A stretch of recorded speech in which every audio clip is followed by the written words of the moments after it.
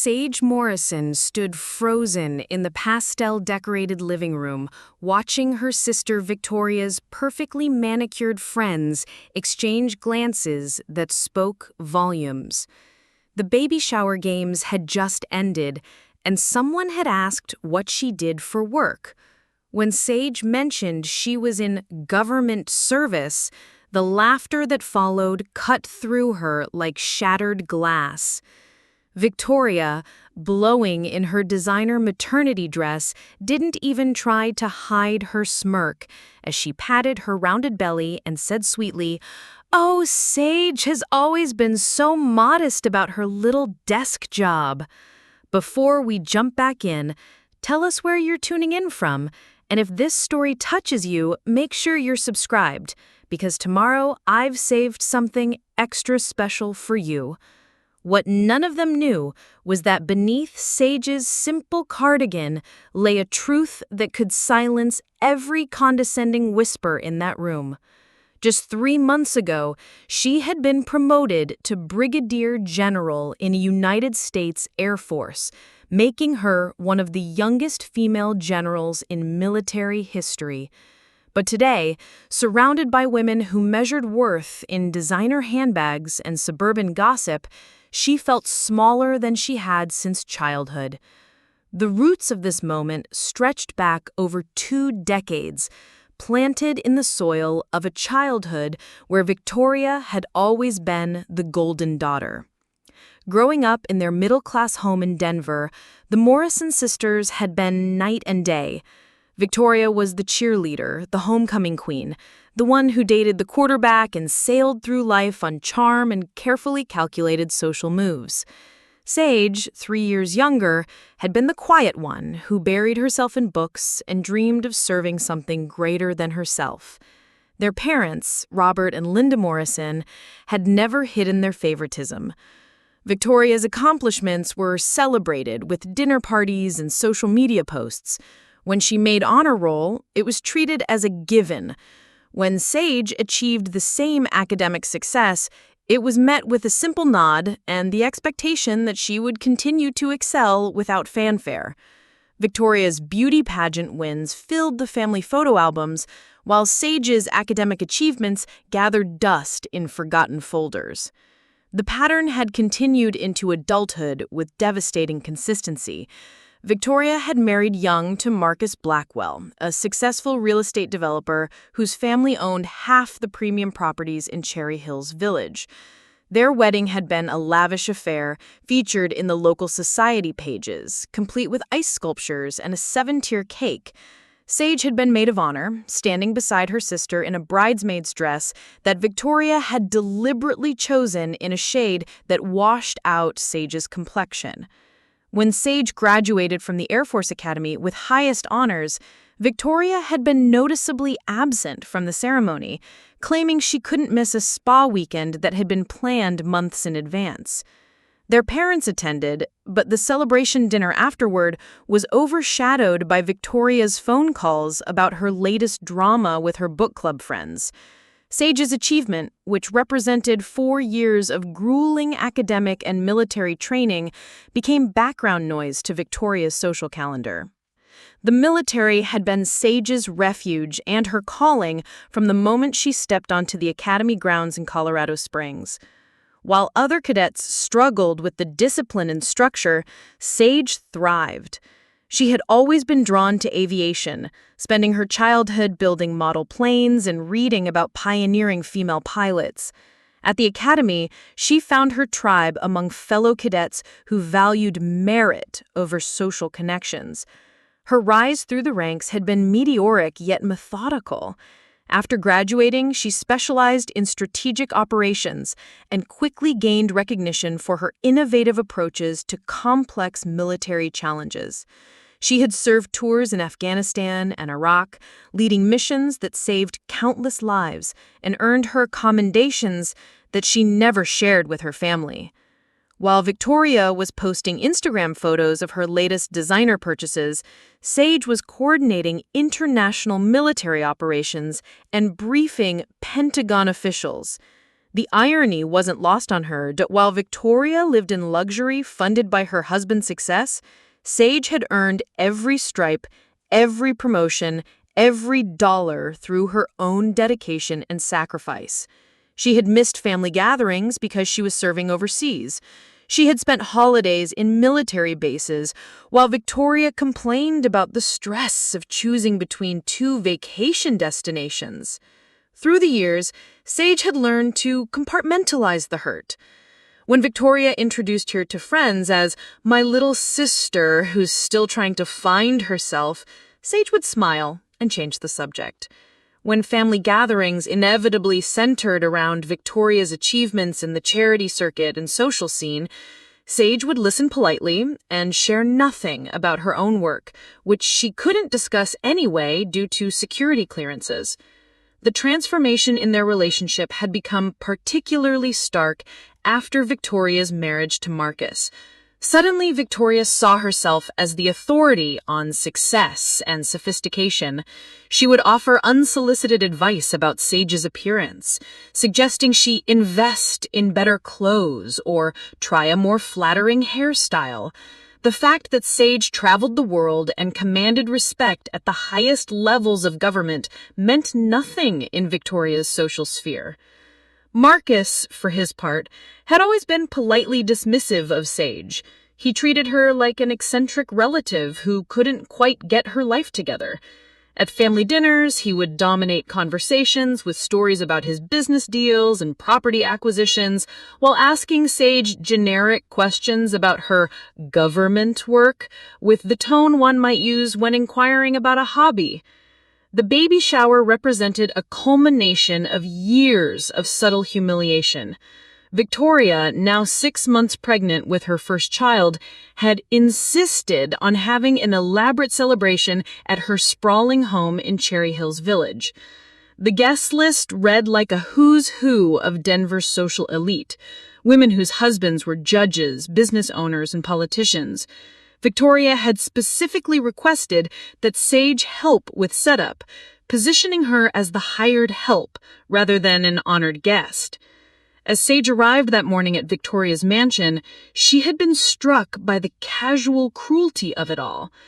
Victoria greeted her wearing a silk maternity dress that cost more than most people's monthly rent, immediately handing her a list of tasks that needed to be completed before the guests arrived.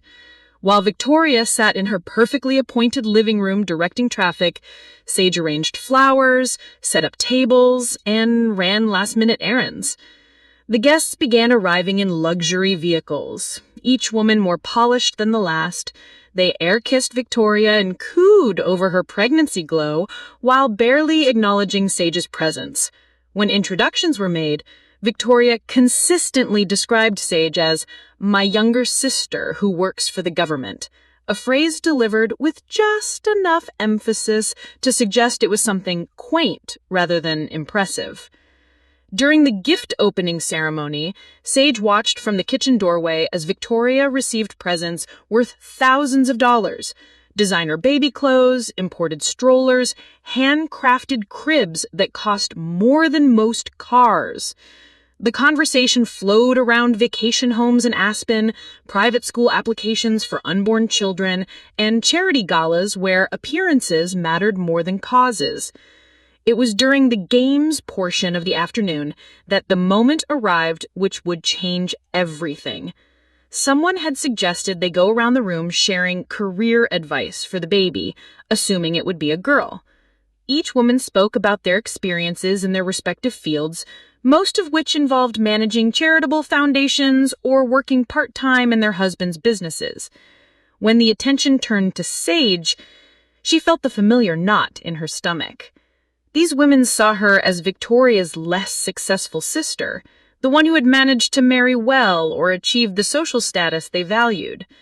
She had spent years protecting her family from the reality of her classified work, downplaying her achievements to avoid uncomfortable conversations about national security. I work in government service, she said simply, the same phrase she had used countless times before. It was technically true. while revealing nothing about the scope of her responsibilities or the level of her clearance. The laughter that followed felt like a physical blow. These women, who had never earned anything beyond a college degree funded by their parents, found the idea of government work amusing.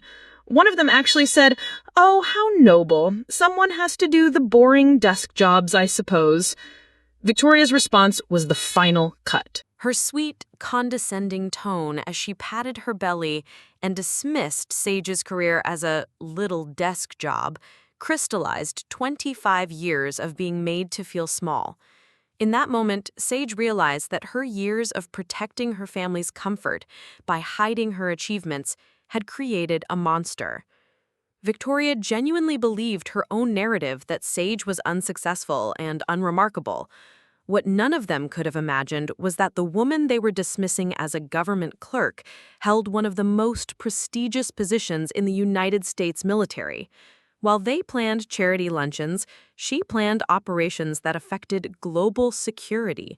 While they worried about social media posts, she briefed cabinet members and influenced policy that shaped international relations.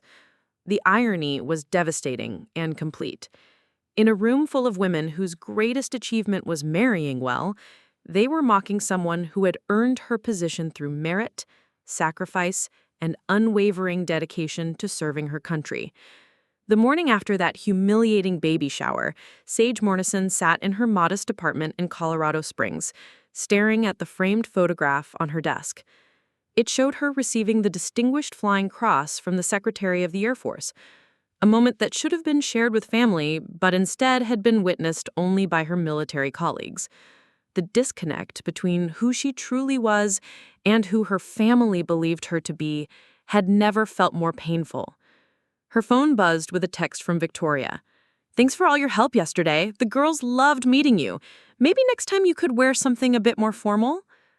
XOXO. The casual dismissal wrapped in false sweetness was vintage Victoria, but this time it sparked something different in Sage. Not hurt, but a cold, crystalline clarity. She walked to her closet and pushed aside the civilian clothes to reveal her dress blues hanging in protective covers. The ribbons and decorations told a story of service that would silence every condescending whisper she had endured. The bronze star with V device for valor, the air medal with oak leaf clusters, the Joint Service Commendation Medal.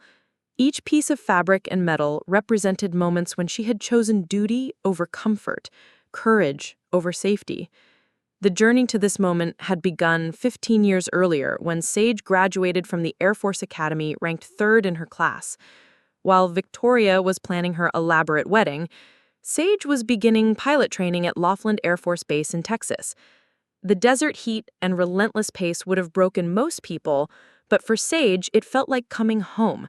She excelled in every phase of training, from basic flight maneuvers to complex tactical operations. Her first assignment had taken her to Bagram Airfield in Afghanistan, where she flew C-130 transport missions into some of the most dangerous airspace in the world. While Victoria posted photos of her honeymoon in Tuscany, Sage was navigating through mountain passes under enemy fire, delivering critical supplies to forward operating bases.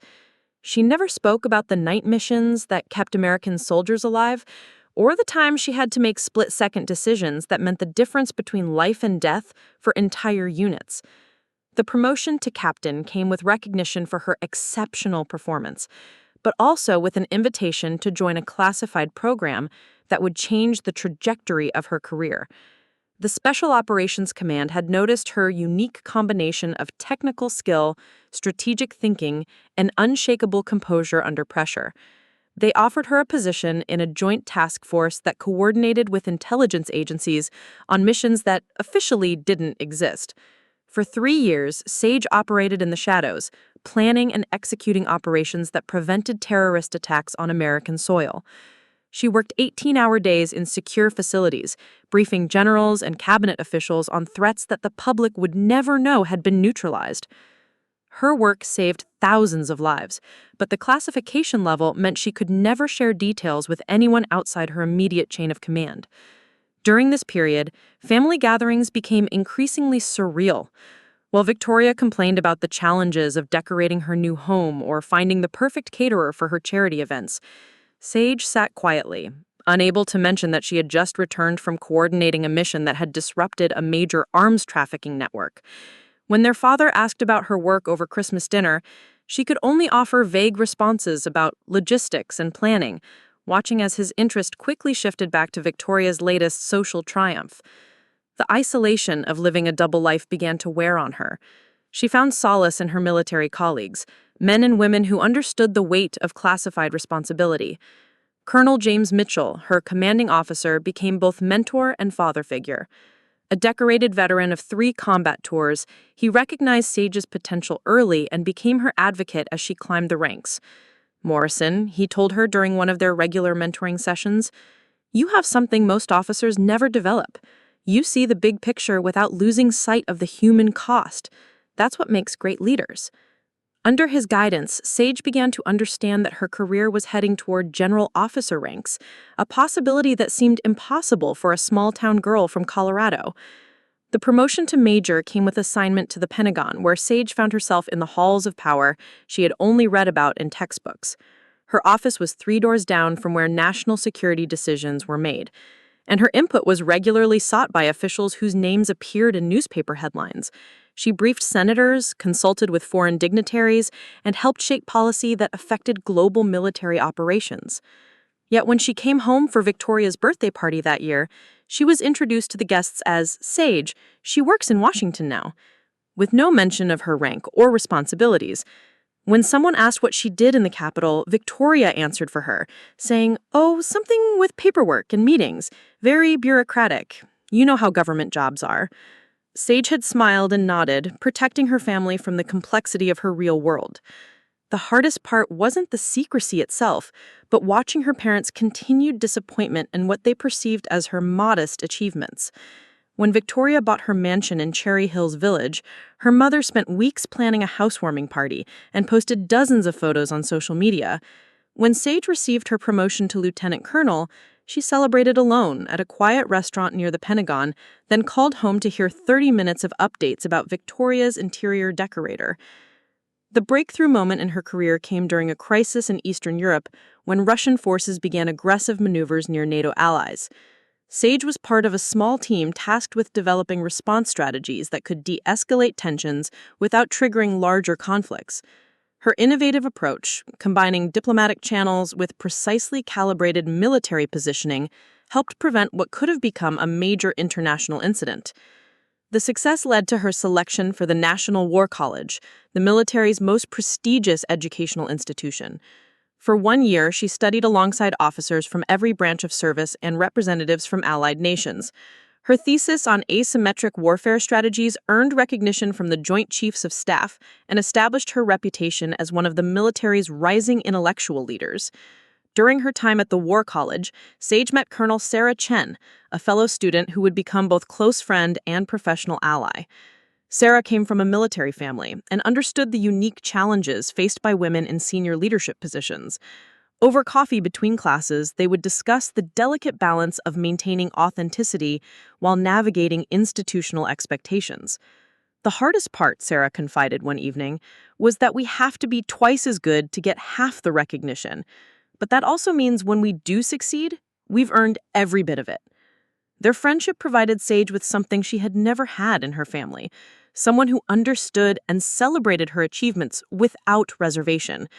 The promotion to colonel came with command of a strategic airlift wing responsible for global mobility operations.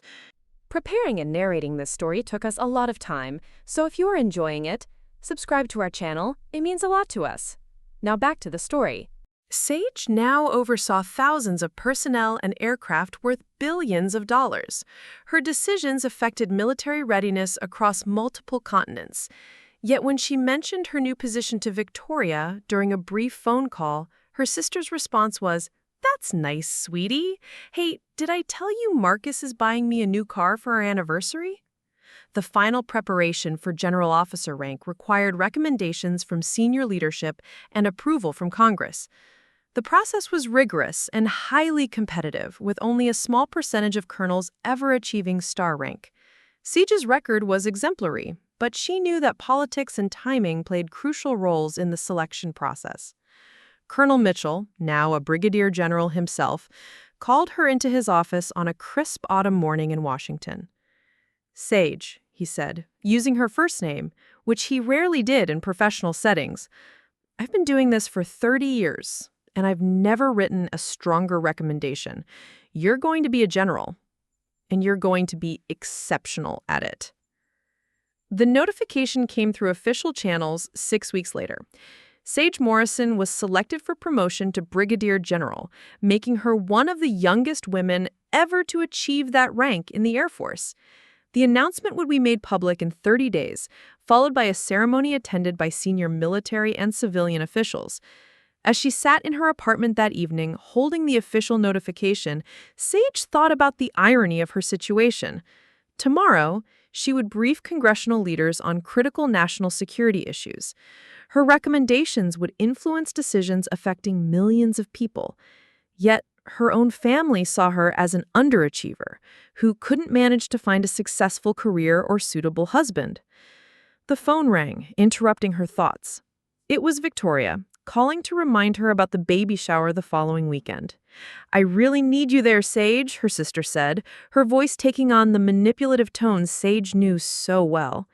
It would mean so much to have family support during this special time, and honestly, it might be good for you to meet some successful women who could give you career advice. For the first time in her adult life, Sage felt something shift inside her. The protective instinct that had kept her family comfortable in their ignorance began to crack. Why should she continue to diminish herself to make others feel better about their own insecurities? Why should she accept condescension from people whose greatest challenge was choosing between vacation destinations? "Of course I'll be there," she told Victoria, but her tone carried a new edge that her sister didn't notice. "I wouldn't miss it for the world." After hanging up, Sage walked to her closet and looked again at her dress uniform. In 3 weeks, she would wear it to her promotion ceremony. But first, she had a baby shower to attend, and for the first time in years, she was looking forward to a family gathering. The woman who had spent decades protecting others from uncomfortable truths was about to discover the power of radical honesty. The Morrison family dynamic was about to change forever, and Sage Morrison was ready to stop being the invisible sister. The afternoon of Victoria's baby shower arrived with the kind of perfect Colorado weather that made the mountains look like a postcard backdrop. Sage dressed carefully in navy blazer and crisp white blouse, professional but understated. She had made a decision during the drive to Cherry Hills Village, and that decision sat in her chest like a warm, steady flame. Walking into Victoria's mansion, she was greeted by the same scene as always. Her sister, radiant in designer maternity wear, holding court among Denver's social elite. The women clustered around Victoria like planets orbiting the sun, each vying for position in the carefully calibrated hierarchy of suburban privilege. Sage took her assigned role, setting up refreshments while the guests settled into their familiar patterns of conversation about vacation homes, private schools, and charitable committees. Marcus Blackwell moved through the gathering with the easy confidence of a man accustomed to being the most successful person in any room. His real estate empire had made him wealthy beyond most people's dreams, and he wore that success like a perfectly tailored suit. He had always treated Sage with polite condescension, the way one might acknowledge a distant cousin who never quite lived up to family expectations. The gift-opening ceremony proceeded with predictable extravagance. Each present seemed to design to outdo the last in terms of cost and exclusivity. Hand-embroidered Italian linens, a stroller that cost more than most people's monthly rent, a custom-designed nursery set that required its own delivery truck.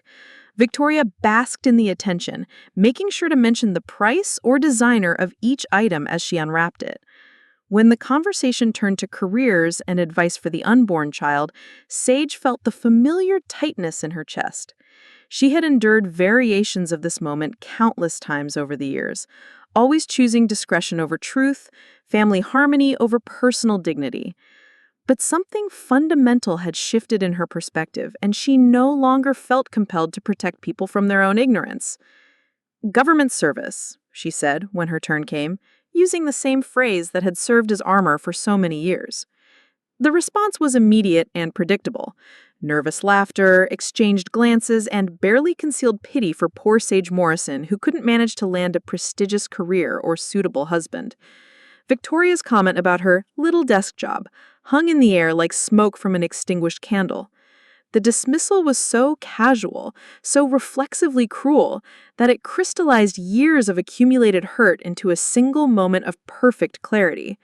Sage felt something inside her snap, not with anger, but with liberation. "Actually," she said, her voice cutting through the scattered conversations, "I should clarify something about my work." The room fell into an uncomfortable silence. Victoria's smile faltered slightly, sensing a shift in the familiar dynamic but not understanding its nature.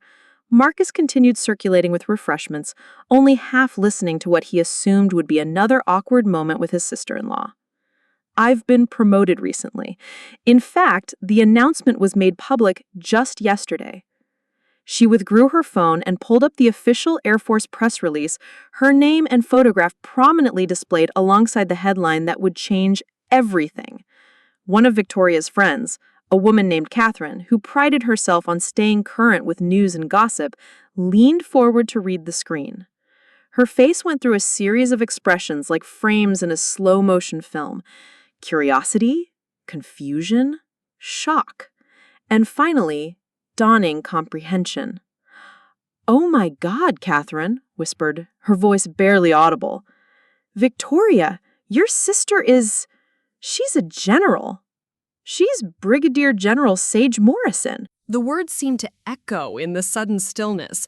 Marcus, who had been refilling champagne glasses near the kitchen entrance, stopped mid-pour and looked up sharply.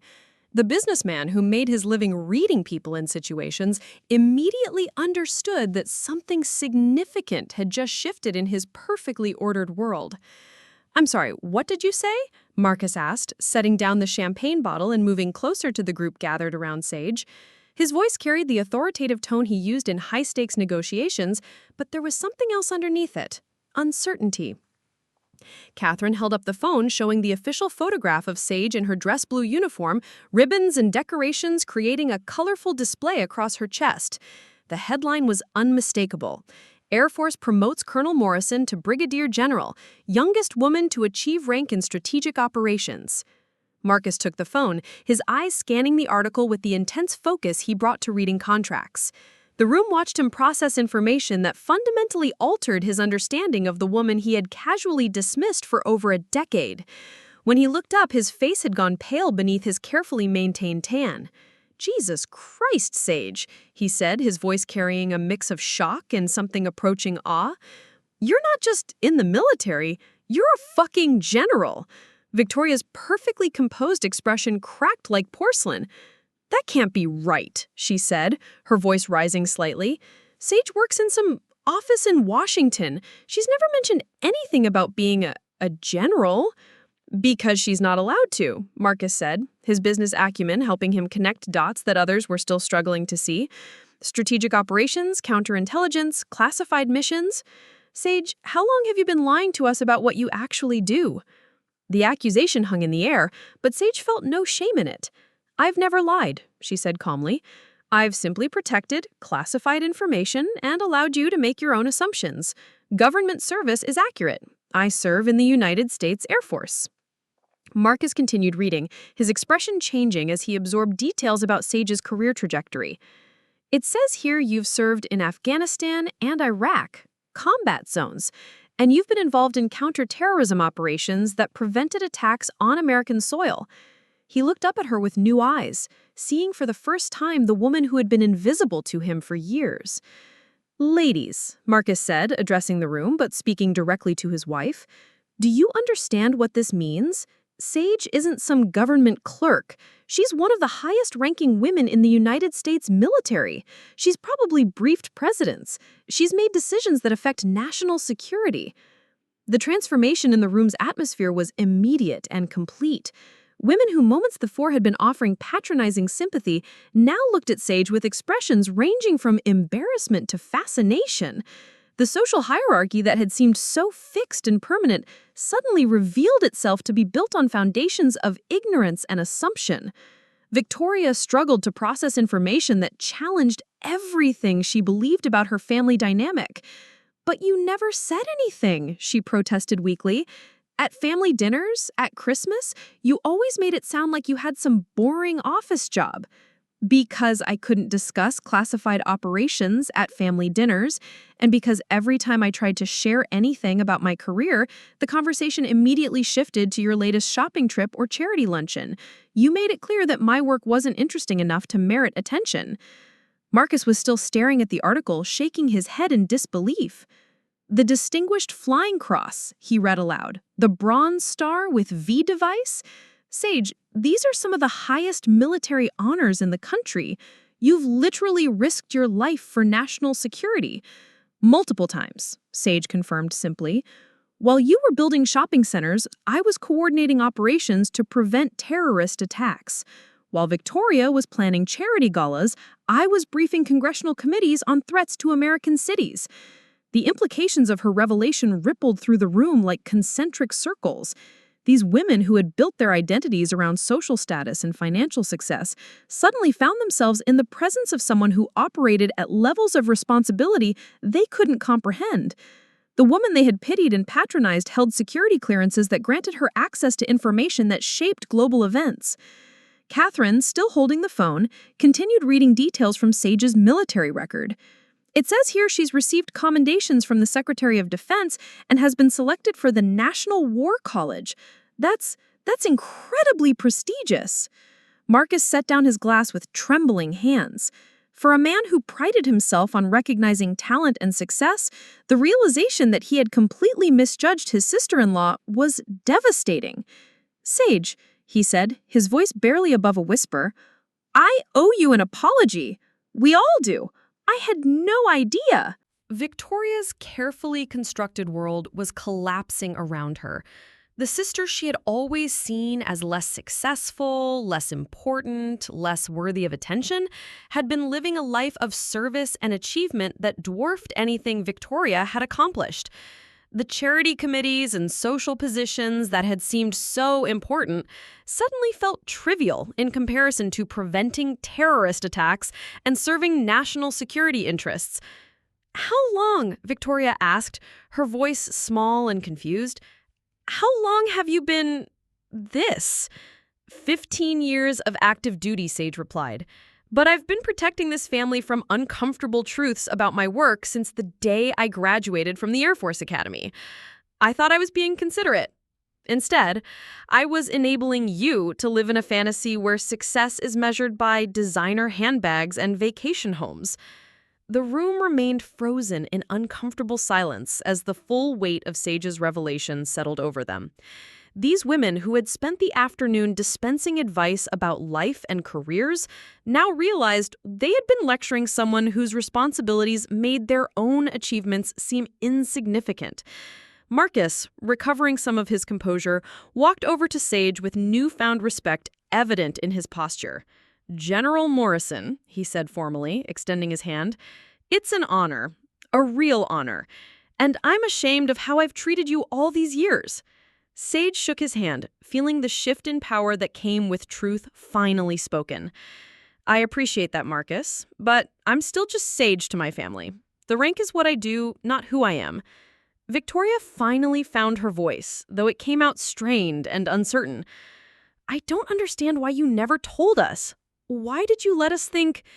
"Because every time I tried to share anything about my real life, you made it clear that your world was more important," Sage replied, not unkindly, but with absolute honesty. "And because I was protecting you from the reality that while you were worried about social status, I was dealing with life and death decisions for our country." The afternoon continued, but everything had changed. Conversations that had seemed sophisticated now felt hollow. Achievements that had commanded respect now appeared superficial. The woman who had been invisible had become the most significant person in the room, and everyone present understood that their comfortable assumptions about success, importance, and worth had been shattered by a truth too powerful to ignore. The remainder of the baby shower unfolded like a masterclass in social recalibration. Conversations that had flowed easily around superficial topics now carried an undercurrent of nervous energy as Victoria's guests struggled to reconcile the woman they thought they knew with the decorated military officer standing before them.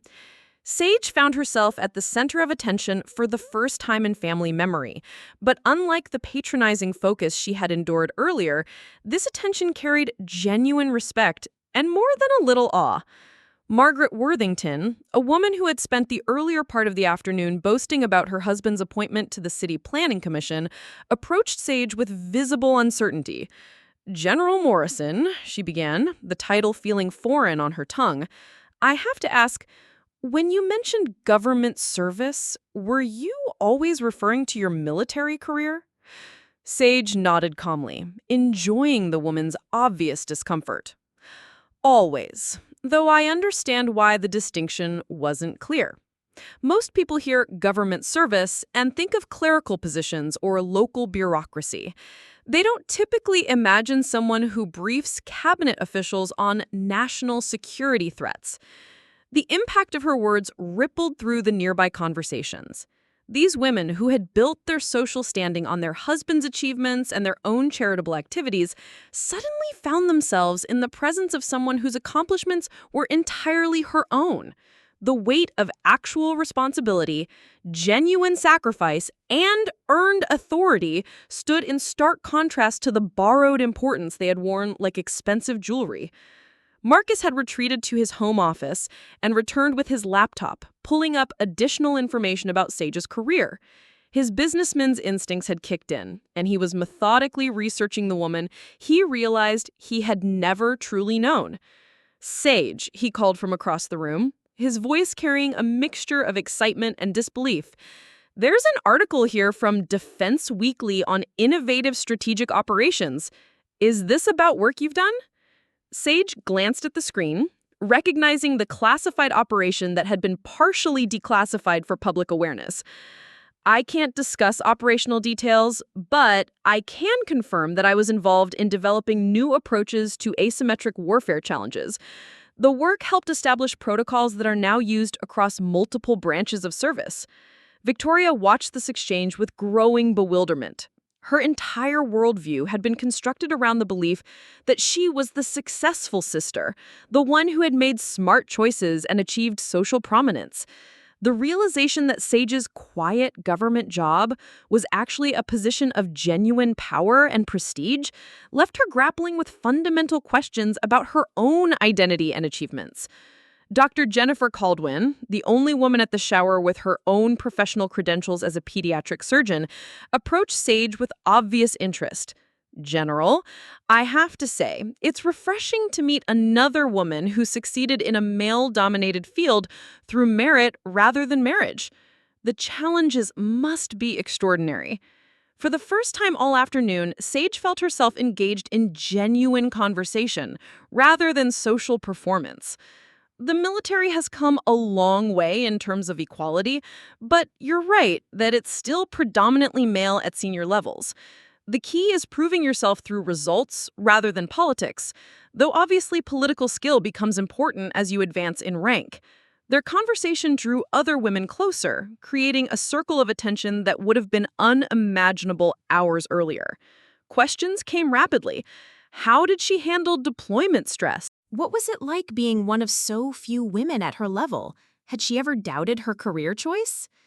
Sage found herself sharing stories she had never told her family, describing the satisfaction of solving complex strategic problems and the profound responsibility of making decisions that affected thousands of service members. Marcus, still processing the implications of his discovery, pulled Victoria aside for a private conversation. Through the kitchen window, Sage could see them engaged in what appeared to be an intense discussion, Victoria's body language shifting from defensive to increasingly distressed as the reality of the situation settled over her. When they returned to the living room, Victoria's perfectly applied makeup couldn't hide the fact that she had been crying. Marcus's expression was grave as he approached Sage, clearly preparing to deliver some form of formal acknowledgement of the family's collective mistake. "Sage," Marcus began, his voice carrying the weight of genuine remorse. "Victoria and I have been talking, and we owe you more than an apology. We owe you years of respect and recognition that we failed to give. I built my career on reading people and recognizing talent, and I completely failed with you. That's on me, and it's inexcusable." Victoria's voice was barely audible when she finally spoke. "I don't understand how I got it so wrong," she said, tears threatening to spill over again. "I thought I was the successful one. I thought I was helping you by including you in events like this, giving you opportunities to meet successful women who could mentor you. I feel like such a fool." The admission hung in the air between them. Years of condescension and casual dismissal finally acknowledged. Sage felt no satisfaction in Victoria's distress, only a profound sadness for the relationship they could have had if honesty had been possible earlier. "Victoria," Sage said gently, "you're not a fool. You made assumptions based on incomplete information, which is what people do. The difference is that I had access to the complete picture, and you didn't.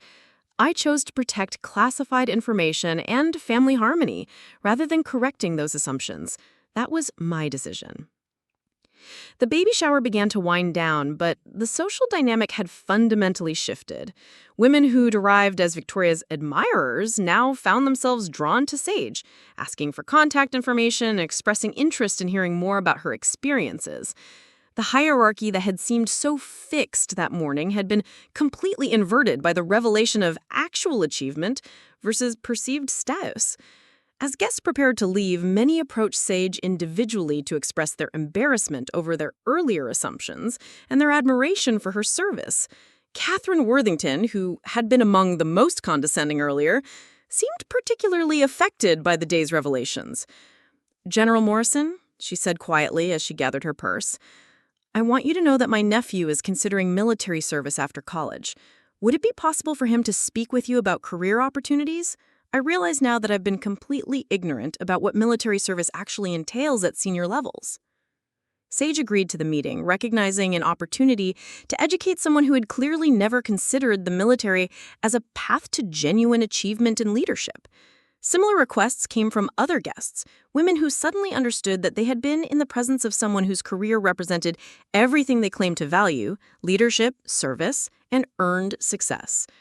After the last guest departed, the Morrison family found themselves alone in Victoria's elegantly appointed living room, surrounded by expensive baby gifts and the debris of shattered assumptions. The silence stretched uncomfortably as each person grappled with the implications of the afternoon's revelations. Marcus broke the quiet first. "Sage, I need to ask you something, and I want a completely honest answer. When you look at Victoria and me, at our life here, what do you see?" The question was clearly difficult for him to ask, and Sage understood that her answer would shape their relationship going forward.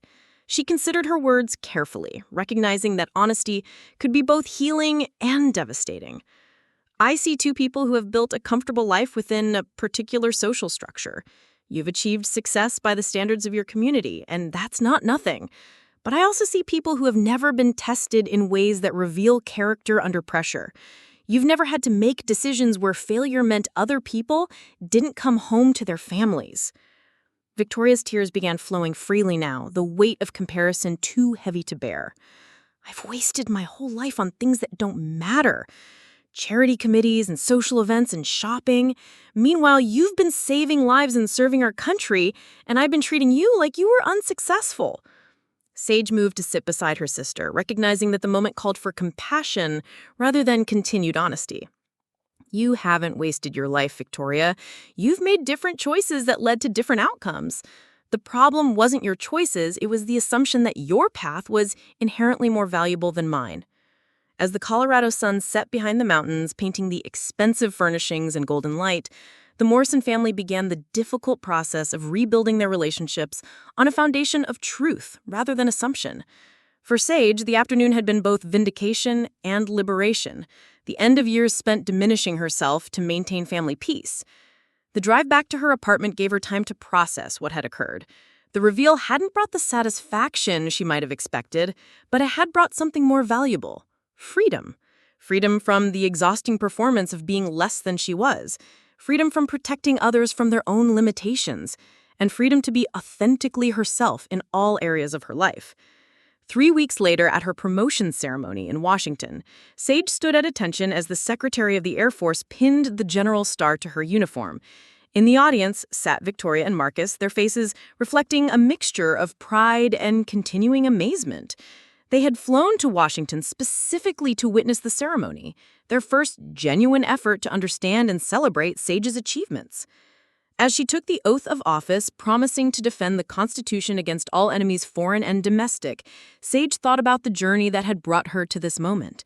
Years of quiet service, of choosing duty over recognition, of protecting others from uncomfortable truths about strength and sacrifice. The woman who had been invisible had finally stepped into the light, not by diminishing others, but by refusing to diminish herself any longer. The reception following the ceremony was attended by senators, cabinet officials, and military leaders whose names appeared in newspaper headlines. Victoria and Marcus moved through the crowd with obvious discomfort, clearly out of their element among people whose conversations centered on policy decisions and global strategic concerns. But they stayed, making an effort to understand the world their sister and daughter inhabited. Later that evening, as the three of them sat in Sage's modest Pentagon-area apartment, Victoria asked the question that had been weighing on her since the baby shower. What happens now, Sage? How do we move forward from here? Sage considered her words while looking at the framed photographs on her mantle, images from deployments, ceremonies, and moments of service that told the story of a life dedicated to something larger than personal comfort. We move forward with honesty, she said finally. No more assumptions, no more protecting each other from uncomfortable truths. We build a relationship based on who we actually are, not who we think we should be. The path ahead would require work from all of them, rebuilding family bonds that had been weakened by years of misunderstanding and misplaced priorities. But for the first time in decades, Sage felt optimistic about the possibility of genuine connection with her family. The woman who had spent her career defending her country had finally learned to defend herself, and in doing so, had opened the door to relationships built on respect rather than condescension. As Victoria prepared to return to Denver the next morning, she hugged her sister with newfound appreciation. "I'm proud of you, Sage," she said simply. "I should have said that years ago, but I'm saying it now. I'm proud to be your sister." Standing in her doorway, watching Victoria and Marcus drive away toward the airport, Sage felt the deep satisfaction that comes from living authentically. The invisible sister had become visible, not by diminishing others, but by refusing to be diminished any longer. In a world that often confused volume with importance and wealth with worth, she had chosen service over status and earned her place through merit rather than marriage. The morning sun rose over the Potomac, illuminating another day of service, another opportunity to make decisions that mattered on a global scale. Sage Morrison, Brigadier General, United States Air Force, stepped back inside to prepare for a briefing with the Joint Chiefs of Staff, comfortable at last in her own skin and secure in the knowledge that she would never again make herself smaller to make others feel bigger. 6 months after the baby shower that changed everything, Sage Morrison stood in the neonatal intensive care unit at Presbyterian St. Joseph Hospital in Denver, looking down at her nephew through the clear walls of his incubator. Baby James Robert Blackwell had arrived 3 weeks early, weighing just over 4 pounds, his tiny fists clenched as if he were already prepared to fight the world. Victoria sat beside the incubator in a wheelchair, still recovering from an emergency cesarean section that had saved both her life and her son's. The complications during delivery had been severe enough to require consultation with multiple specialists, and for 12 terrifying hours, Marcus had faced the possibility of losing both his wife and child. The experience had fundamentally altered his perspective on what constituted real strength and courage. "He's going to be fine," Sage said quietly, her voice carrying the calm authority that came from years of dealing with life and death situations. "Premature babies are fighters. He's got good color, and his vitals are strong. She had spent enough time in military medical facilities to recognize the signs of a child who would overcome early challenges. Victoria reached through the incubator's portal to stroke her son's tiny hand with one finger. When the doctors said there might be complications, all I could think about was how much time I've wasted on stupid things, shopping and gossip and worrying about what other people thought of my furniture choices. None of that matters when you're facing the possibility of losing everything that actually counts. The transformation in Victoria had been gradual, but profound. After learning the truth about Sage's career, she had undergone a period of intense self-reflection that coincided with the final months of her pregnancy. The woman who had once measured success by social media likes and charity committee positions now found herself questioning every assumption she had made about value and achievement. Marcus entered the NICU wearing surgical scrubs, having just finished a conference call with doctors about James's treatment plan. His business acumen had translated surprisingly well to navigating complex medical decisions, but the experience had humbled him in ways that professional success never could. The neonatologist says he should be able to go home in about 2 weeks, he reported, his voice thick with emotion. Full recovery expected. Sage watched her brother-in-law's face as he looked at his son, seeing vulnerability that she had never witnessed before. The man who had built an empire through calculated risks and strategic thinking had been brought to his knees by something completely beyond his control. Parenthood, like military service, had a way of revealing what people were really made of when everything comfortable was stripped away. You know what's interesting? Marcus said, settling into the chair beside Victoria. I've spent my entire career analyzing risk and making decisions based on incomplete information, but I never understood what real responsibility felt like until this week. Making choices when someone else's life hangs in the balance, when failure isn't just a financial loss, but something irreversible. Sage nodded, recognizing the dawning awareness in his voice. That's what military leadership is every day. Every deployment, every mission, every strategic decision carries the weight of people who won't come home if you get it wrong. It changes how you think about everything else. The conversation was interrupted by the arrival of Robert and Linda Morrison, Sage and Victoria's parents, who had driven up from Denver Springs as soon as they received word about the early delivery. Their entrance into the NICU carried the nervous energy of grandparents facing their first real family crisis, but their greeting to Sage was markedly different from previous family gatherings. Sage, thank goodness you're here, Linda said, embracing her younger daughter with genuine relief. Victoria told us you've been helping coordinate with the medical team. Having someone with your expertise managing the situation makes us feel so much better. The acknowledgement was simple, but significant. For the first time in Sage's adult life, her parents were turning to her as the competent family member, the one whose skills and judgment they trusted in a crisis. The reversal of roles felt both strange and satisfying, after decades of being treated as the family member who needed guidance rather than the one capable of providing it. Robert, a retired insurance adjuster, who had always been more comfortable with Victoria's conventional success, approached Sage with obvious awkwardness. I owe you an apology, sweetheart, he said, using a term of endearment he had rarely applied to her. Your mother and I never understood what you were doing with your career. We thought Victoria was the one who had figured out how to succeed in life. We were wrong about that, and we were wrong about you. The admission carried weight because it came from a man who rarely acknowledged mistakes. Robert Morrison had built his identity around practical wisdom and sound judgment, and recognizing his failure to understand his own daughter's achievements required a level of humility that didn't come naturally to him. You don't need to apologize, Dad, Sage replied, although she appreciated the gesture. You made reasonable assumptions based on the information I chose to share. I could have been more open about my work, but I prioritized operational security over family understanding. That was my choice. Victoria looked up from watching her son sleep. But we should have asked better questions. We should have been more curious about your life instead of assuming we already knew everything worth knowing. Her voice carried the weight of genuine regret, the recognition that years of shallow interaction had cost them the chance to really know each other. The weeks that followed James's birth established new patterns of family interaction that reflected their shifted understanding of each other's capabilities and worth. Sage found herself consulted on everything from medical decisions to logistical challenges, her analytical skills and crisis management experience proving valuable in ways that had nothing to do with military operations. When James was finally released from the hospital, Victoria asked Sage to stay for an extended visit to help with the transition home.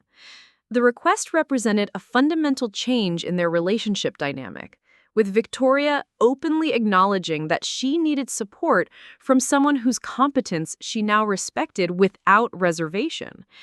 The daily routine of caring for a premature infant revealed aspects of Sage's character that her family had never seen before.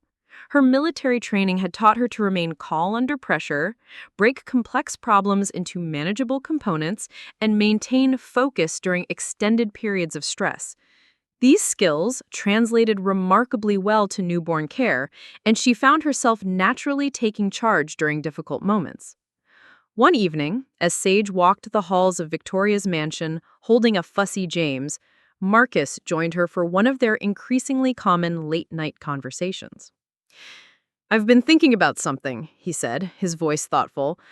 "All these years, I measured success by financial metrics and social position.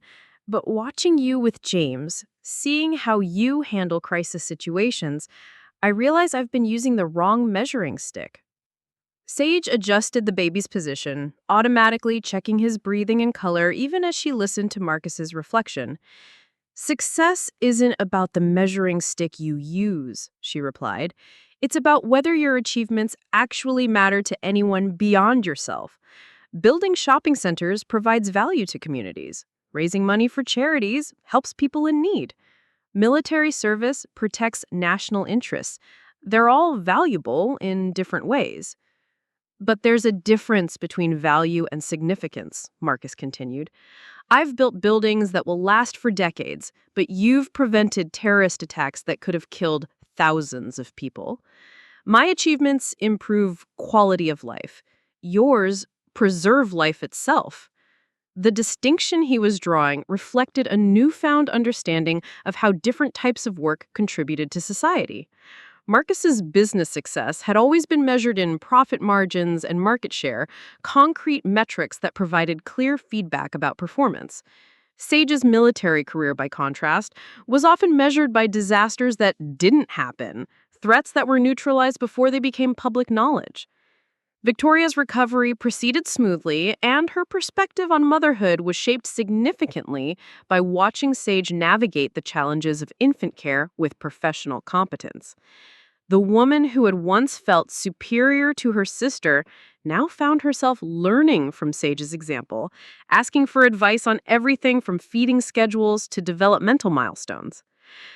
"I used to think being a mother would come naturally," Victoria confided during one of James's late-night feeding sessions. "All the books and classes made it seem like instinct would take over.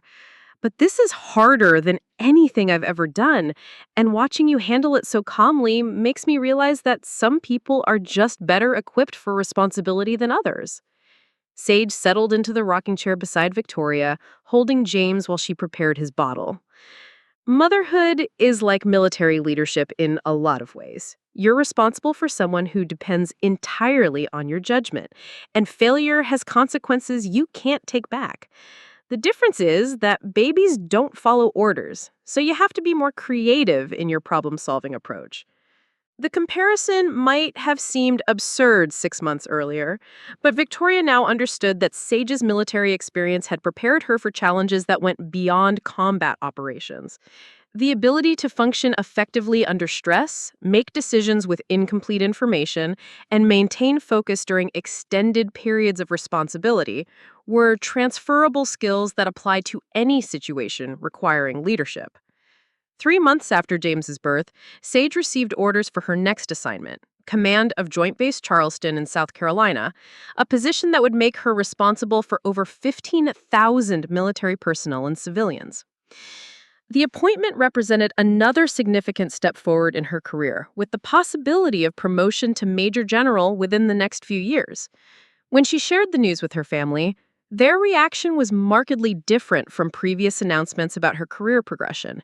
Instead of polite disinterest or confusion about what her work actually entailed, Victoria and Marcus immediately understood the significance of the assignment and began researching Charleston to better understand the environment where Sage would be serving.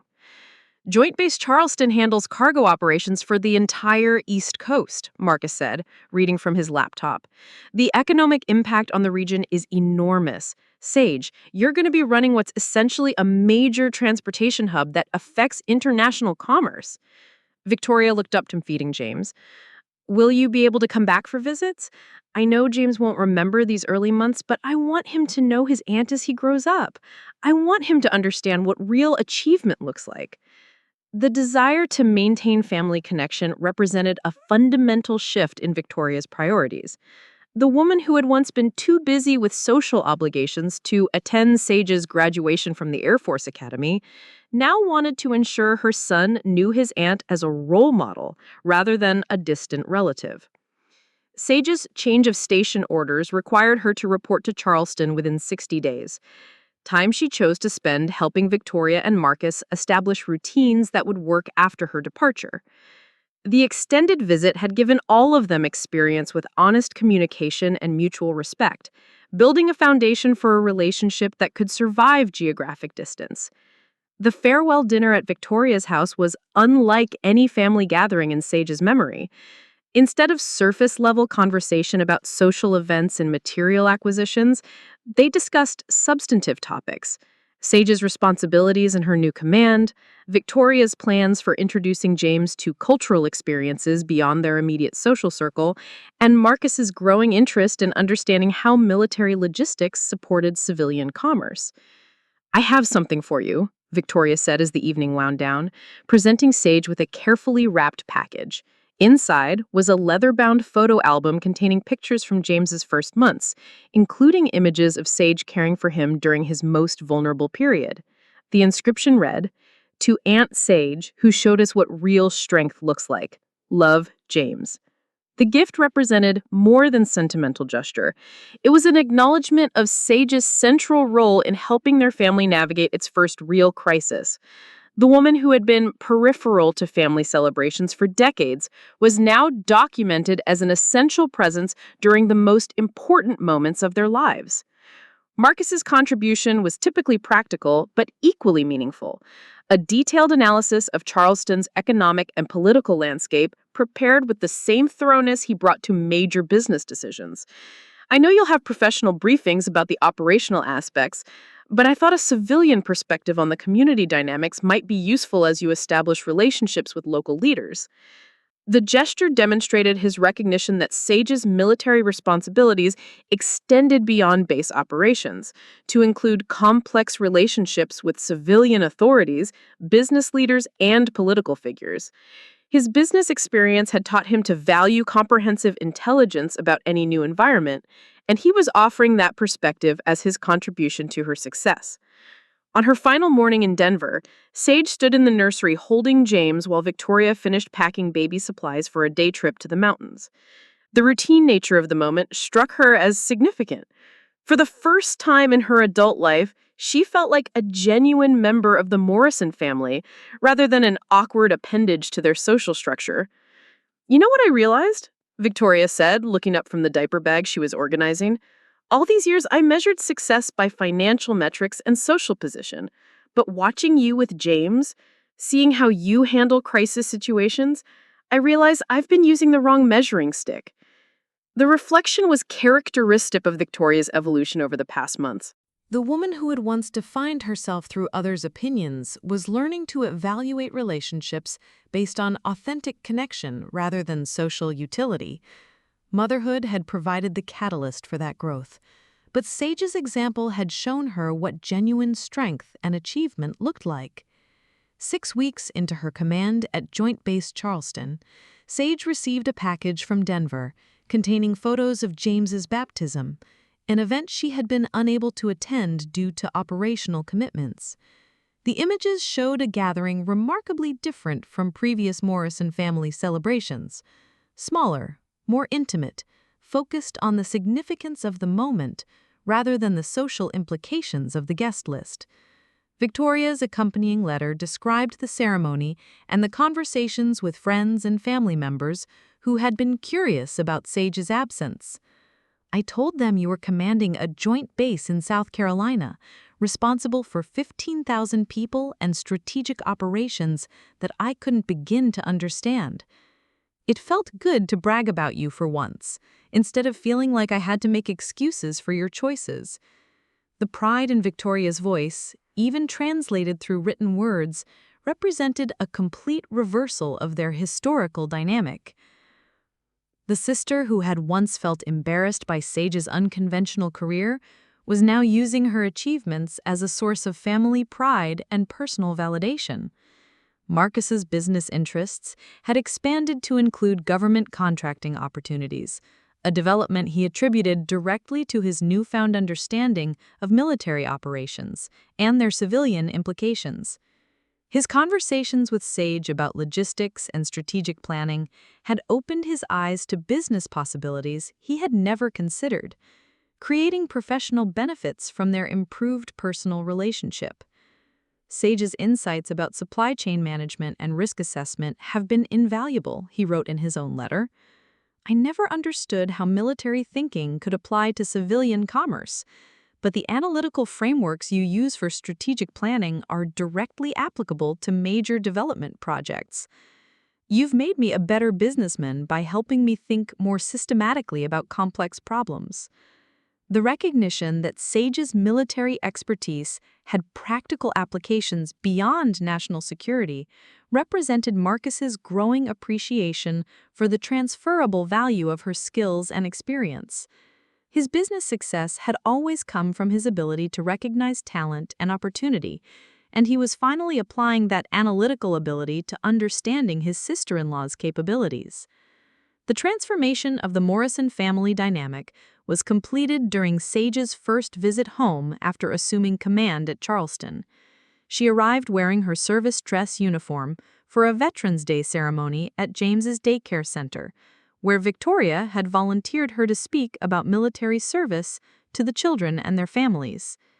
The presentation was simple and age-appropriate, focusing on the concept of service and the importance of working together to solve problems and help others.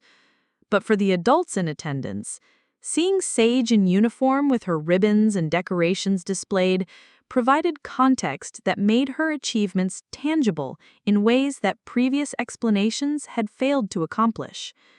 After the ceremony, Victoria introduced Sage to other parents with obvious pride, describing her military career and current responsibilities without the defensive undertones that had characterized previous family interactions. The woman who had once downplayed her sister's work now spoke about it with the same enthusiasm she had previously reserved for her own social accomplishments. Dr. Jennifer Caldwell, the pediatric surgeon who had been at the infamous baby shower, approached Sage after the presentation. "General Morrison, I wanted to thank you for speaking today. My daughter asked me afterward if women could really be generals, and I told her that with enough dedication and hard work, they could be anything they wanted to be. That's a conversation I probably wouldn't have been able to have 6 months ago." The impact of Sage's revelation extended beyond her immediate family to influence how other women in their social circle thought about achievement and possibility. Her visibility as a successful female military officer challenged assumptions about traditional paths to success and provided a different model for the next generation of young women. As evening settled over Denver and Sage prepared to return to Charleston the following morning, she found herself in Victoria's living room, holding James while his parents cleaned up after dinner. The baby had grown significantly during her absence, developing the personality traits that would shape his character as he matured. "I want him to know you," Victoria said, watching Sage read to James from a children's book about airplanes. "Not just as an aunt who visits occasionally, but as an example of what's possible when someone chooses service over comfort, when they're willing to work for something bigger than themselves." The desire to have Sage serve as a role model for James represented the ultimate reversal of their family dynamic. Victoria, who had spent decades positioning herself as the successful sister whose life choices should be emulated, now wanted her son to learn from Sage's example of genuine achievement and principled service. Marcus joined them, carrying coffee and wearing the relaxed expression of a man comfortable with his place in the world. "Sage, I've been thinking about something Victoria said earlier, about wanting James to understand what real achievement looks like. I realize now that I've been successful in business, but you've been successful in life.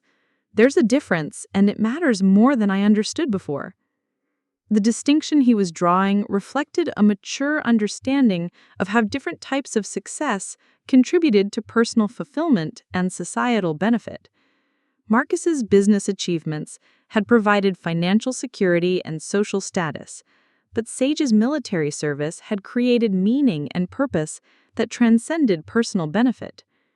Standing at the window of Victoria's mansion as the Colorado mountains caught the last light of sunset, Sage reflected on the journey that had brought her family to this point of understanding and mutual respect. The transformation hadn't been immediate or painless, but it had been complete and genuine. The woman who had spent decades being invisible in her own family had finally become visible, not by diminishing others or demanding recognition, but by refusing to diminish herself any longer. In claiming her rightful place as a person of achievement and substance, she had created space for more honest relationships based on mutual respect rather than assumed hierarchy. Her phone buzzed with a message from Colonel Sarah Chen, now serving in Germany. "Saw the news about your Charleston command. Proud of you as always. Remember what we talked about at War College about creating the change we want to see in institutional culture? You're doing it." The reminder of her broader mission within the military hierarchy provided perspective on the significance of her family's transformation. If she could help her own relatives understand the value of service and sacrifice, perhaps she could influence larger cultural conversations about what constituted meaningful achievement in American society. 3 years later, Sage received her promotion to Major General in a ceremony attended by her entire family, including a precocious 3-year-old James, who insisted on wearing a toy military uniform to match her aunt's dress blues. The boy who would grow up knowing his aunt as a respected leader rather than a family afterthought represented the ultimate victory in her long campaign for recognition and respect. Victoria, now pregnant with her second child, watched the ceremony with tears of pride and gratitude. The woman who had once measured success by social media metrics now understood that some achievements were too significant for public display, too important to be reduced to hashtags and photo opportunities. Marcus, whose business had expanded to include several government contracts facilitated by his improved understanding of military procurement processes, applauded as Sage received her second star with the knowledge that her sister-in-law's success had enhanced his own professional opportunities while teaching him more meaningful definitions of achievement. As the ceremony concluded and family members gathered for photos, Sage looked around at the faces of people who finally saw her clearly. The invisible sister had become visible not through dramatic revelation, but through patient persistence, refusing to accept diminished recognition while building bridges strong enough to support honest relationships. The journey from exclusion to inclusion, from dismissal to respect, had taken decades and required courage she didn't know she possessed. But standing surrounded by family members who now understood her worth, wearing the uniform that represented a lifetime of service to something greater than personal comfort, Sage Morrison knew that some victories were worth whatever time and effort they required. The little girl who had dreamed of flying above the Colorado mountains had grown into a woman who soared above expectations, breaking barriers not just for herself, but for everyone who would follow. In claiming her own place in the sky, she had shown others that authentic achievement was always possible for those willing to serve something larger than themselves.